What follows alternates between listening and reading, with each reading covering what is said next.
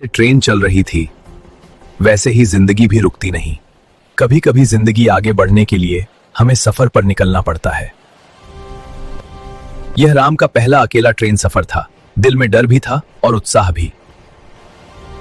जैसे ट्रेन चल रही थी वैसे ही जिंदगी भी रुकती नहीं।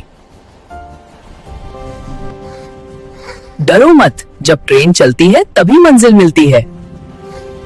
राम समझ गया हर कोई अपनी जिंदगी की ट्रेन में सफर कर रहा है। मेरी मंजिल आ गई। जो बदलने से नहीं डरता वही आगे बढ़ता है।